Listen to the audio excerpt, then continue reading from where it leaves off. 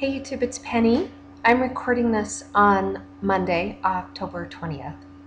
So I wanted to share some of the things that happened while David and I were on this trip recently to New York City. As I had mentioned in a previous video, we were a little surprised at the timing of how things worked out, and that we were actually going to be traveling during the feast days this fall, and just trusted that the Father had a plan. And I try now to pay attention to everything in life, not just my dreams and visions, because I believe that the Father is trying to, he continues to give us pieces of the puzzle.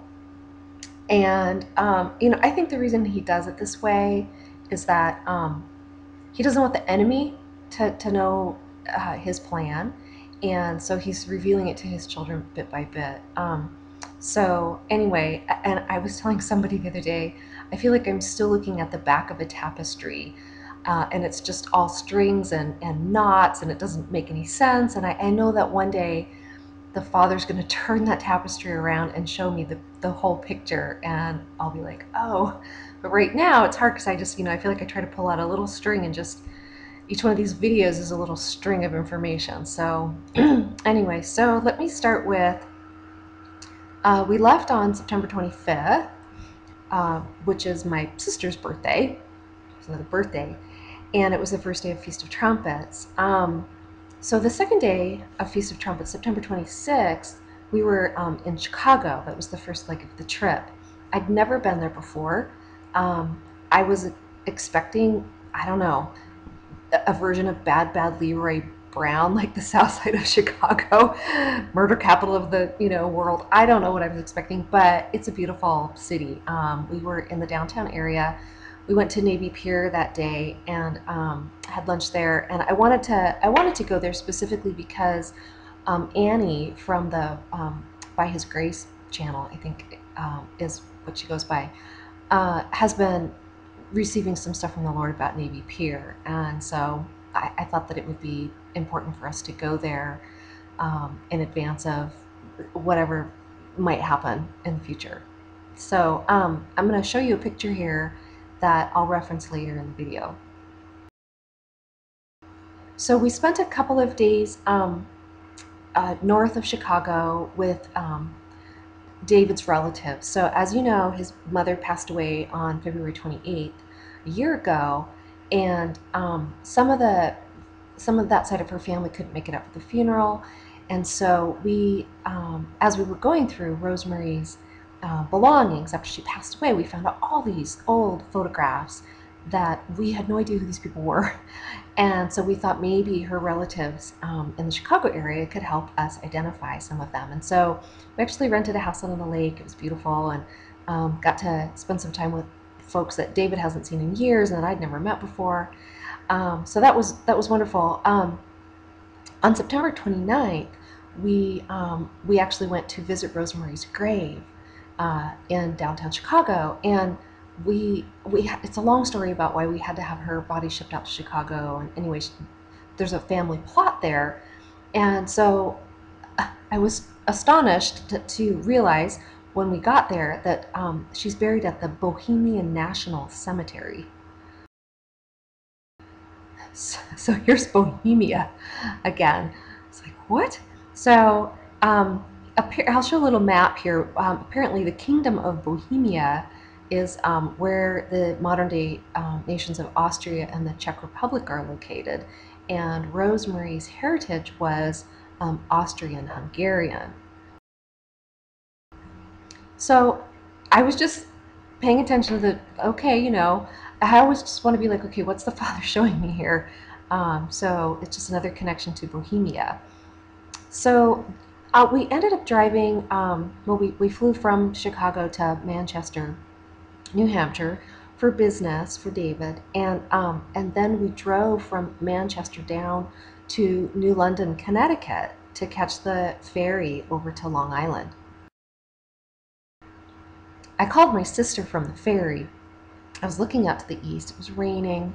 What could have been a really beautiful ferry crossing. We have ferries in Washington State, where I've spent most of my adult life, and being out on the water is beautiful. But I said to my sister, you know, all I can think of as I'm looking out east toward the Atlantic Ocean is that there's going to be a huge wall of water at some point that's going to come this direction and wipe all of this out. I mean, so many people have seen that in dreams and visions. I believe that it's true.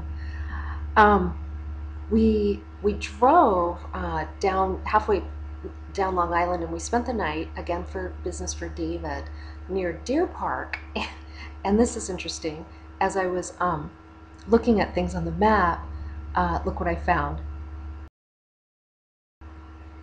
So there's not only a Bohemia, New York, very close to where we were staying, but just to the south of Deer Park is North and West Babylon.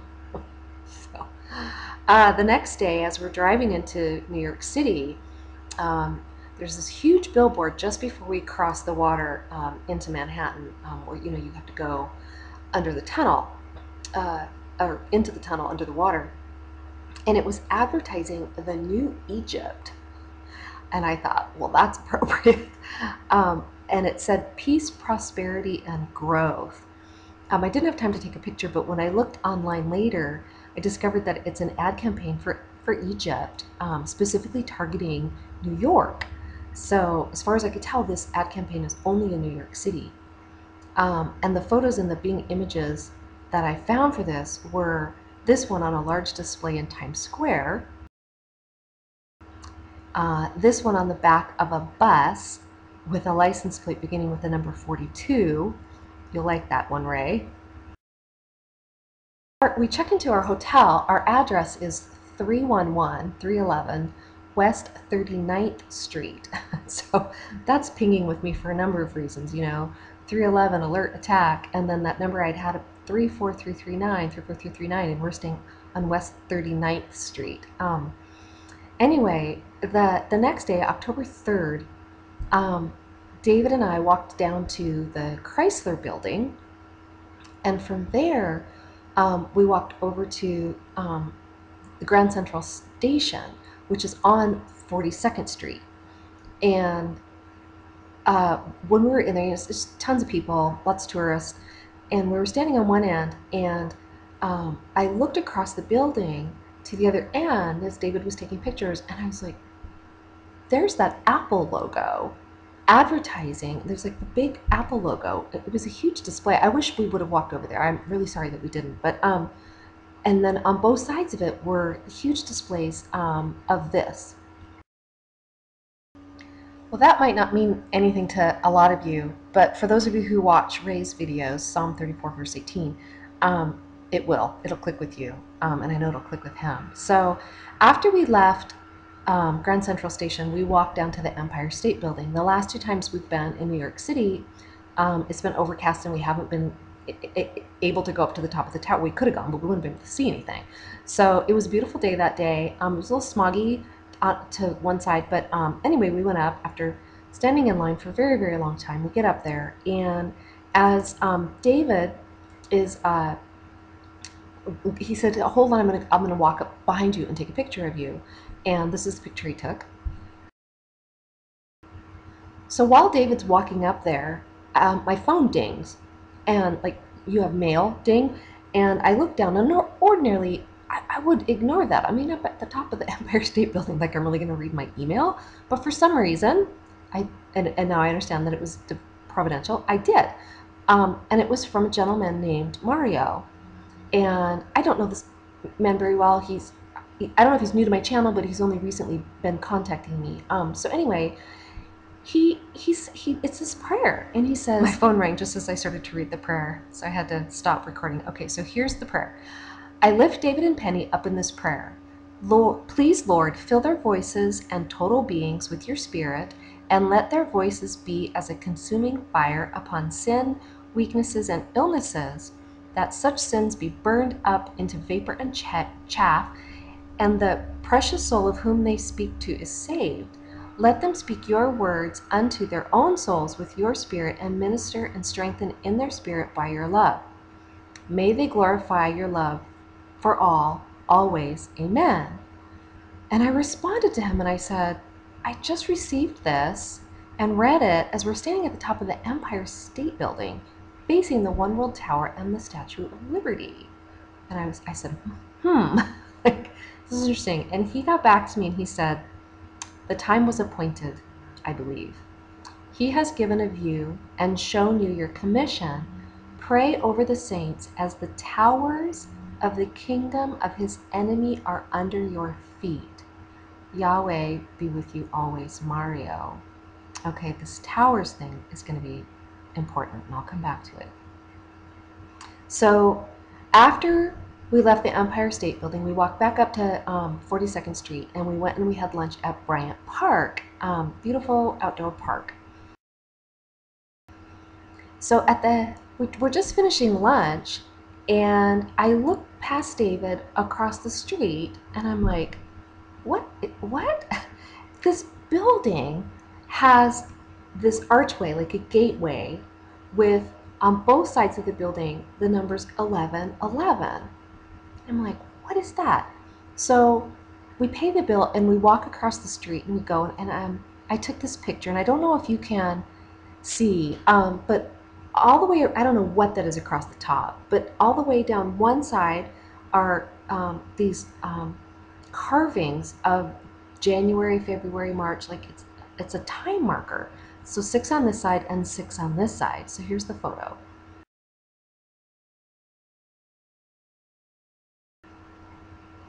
So T is doing a little bit more research into that, and I'll share it with you at some point if I'm led to, but I just thought that was weird. So the evening of October 3rd, so this is October 3rd, 4th, was Yom Kippur, Day of Atonement.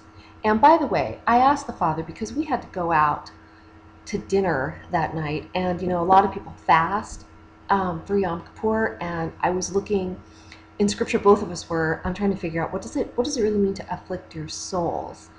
Is it really about fasting, or is it about something else? And that night I had a dream about where I was being pummeled by people who were throwing these huge dirt clods at me, and they were, hitting me and crumbling and breaking to the ground. And I was standing there, and I was just like feeling really humiliated by it. And I said to myself in the dream, so this is what it feels like to be afflicted. Well, in the shower the next morning, when I was praying about that, the still small voice said to me, I was afflicted for your transgressions. And I recognized it, but I thought, wait, that's not exactly the scripture. The scripture says he was wounded for our transgressions, but the scriptures right before and right after that have the words afflicted. And so, as much as I was humiliated in that dream, those dirt clods weren't hurting me. It was just humiliating is all it was. And so I really felt like the Father was saying, we don't need to be all wrapped around the axle in terms of, are we doing the feast right or not? Because, literally, he is the fulfillment of the feast. They are moeds. They are appointed times. They're dress rehearsals for meeting with him. We should observe them, but we don't. They're not a salvation issue, and we're not, anyway, there's a lot of people get all caught up in, are we doing this right? And I don't want to be one of those people. So anyway, I just want to share that with you. Well, that night of October 3rd, I had 2 significant dreams. The first one was, I dreamt that David and I were expecting a baby. It's not the first time I've had dreams about expecting. And I was telling his mother that I was due next month, specifically in 6 weeks. And I was showing her my belly, but it didn't even look like I was pregnant. And so I don't know if it's significant, but 6 weeks from October 3rd, the day that I had this dream, was November 14th. So I'm just going to circle it on my calendar and see if David and I give birth to something. I'm assuming that means like in the spiritual realm. And then also that morning, after I had several dreams about something being doubled, I awoke and opened my eyes to a flash vision, meaning it was very quick, of George W. Bush. It was just his face, but it was big. It was kind of like larger than life. And I was like, oh. And he was looking past me out the window to the north. I don't know if that's significant. But my first thought was that he's called W. And my second thought was that he was the 43rd president, which if you double that is the number 86, and 86 is never a good number. And it reminded me of this scene. So, 86 means like to wipe out or whatever. And then my third thought was to double the letter W, which is WW as in World War. So it's possible that the Father was giving me that dream on the Day of Atonement to point to the next World War. I'm not sure. So that day, David and I finally got to meet T from New Jersey, who has been so helpful to me the last couple of years in understanding what the Father's been showing me. So she and her husband and her sister met us at our hotel, and we went next door to an Irish restaurant, and nothing looked good on the menu. So I said, you know what, let's go back up to Bryant Park. It was colder and raining that day, so we didn't eat in the outdoor grill that David and I had eaten at the previous day. We went into the part that was covered. It's a beautiful restaurant. Here's another shot. So we get there and they tell us, well, you can stay, but we're setting up for a wedding, which T thought was interesting, maybe even prophetic in some way. So anyway, so we have lunch with them. We have a great visit, and then I told her I wanted to, take her next door to show her that 1111 building. And as we were out and we're walking, I said, oh, and by the way, check out this statue. I mean, it is right out in the front of this restaurant. Gertrude Stein, seriously? And the funny thing was, I hadn't shared that Gertrude Stein stuff with David before this trip. I mean, that was research that I've been looking at, months and months ago. And he's like, who's Gertrude Stein? So I had to, try to bring him up to speed on it. But really? So after that, we walked down 42nd Street back to the Port Authority, where they were going to catch the bus back to New Jersey. And as we're walking, we walk right by Madame Tussauds. It's like, really?